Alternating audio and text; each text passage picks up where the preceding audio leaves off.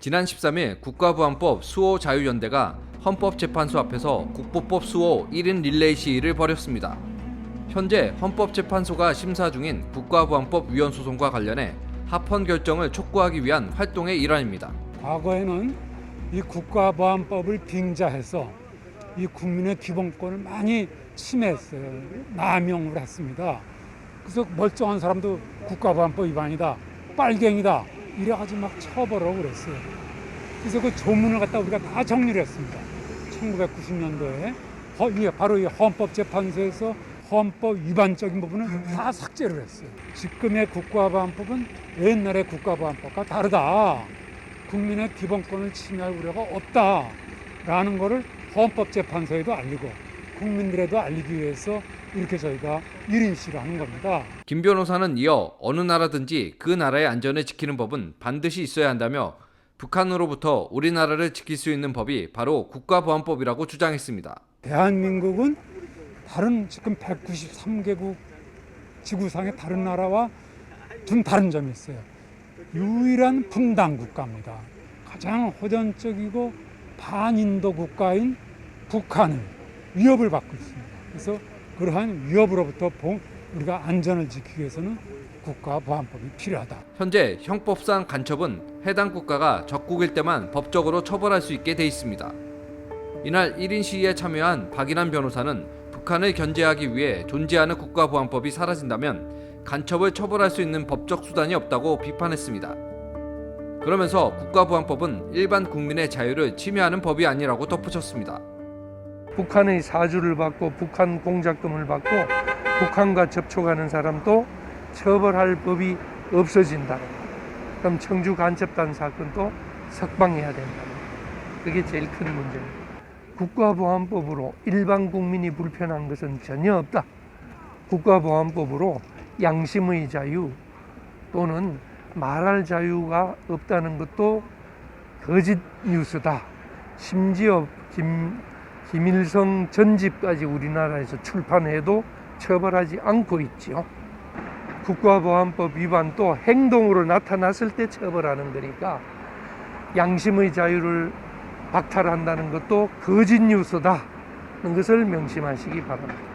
박 변호사는 이어 독일과 미국을 포함한 외국에도 우리나라 국가보안법과 유사한 법률이 있다며 국가보안법 폐지 주장은 분단 국가의 현실을 관가하는 것이라고 비판했습니다.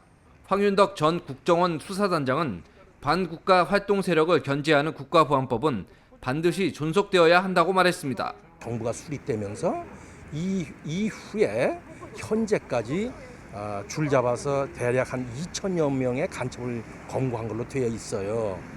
국가보안법 보면 간첩, 북한으로부터 지령을 받은 사람을 도와주거나 하는 것도 처벌하는 규정이 있어요.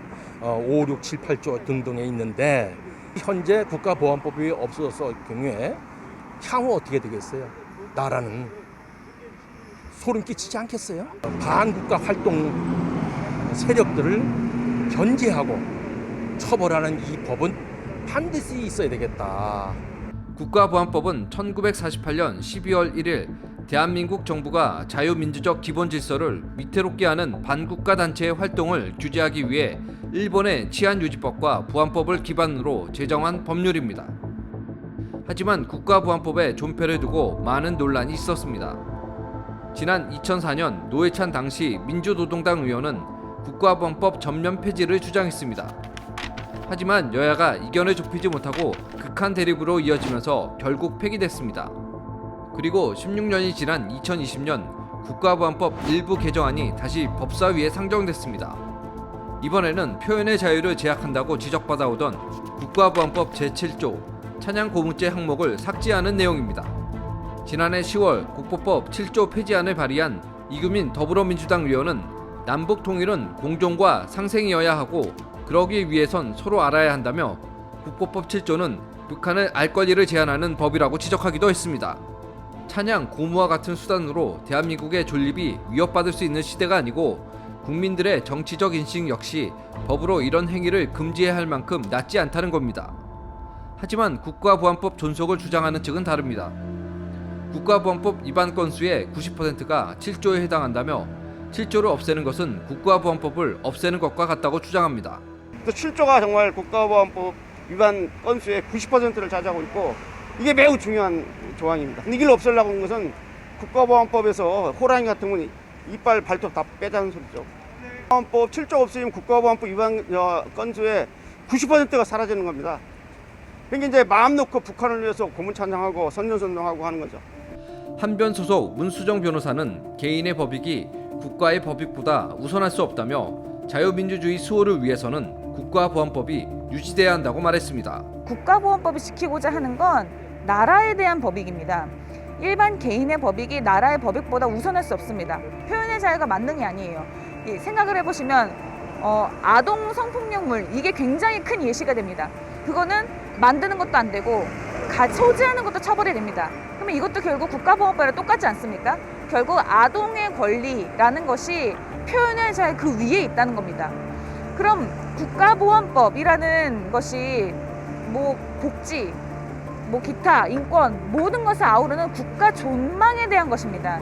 그런데 국가의 존립에 대한 가치를 수호하고자 하는 이런 법만이 다른 표현의 자유보다 밑에 있다는 건 저는 생각하기 어렵다고 저는 생각합니다. NTD 뉴스였습니다.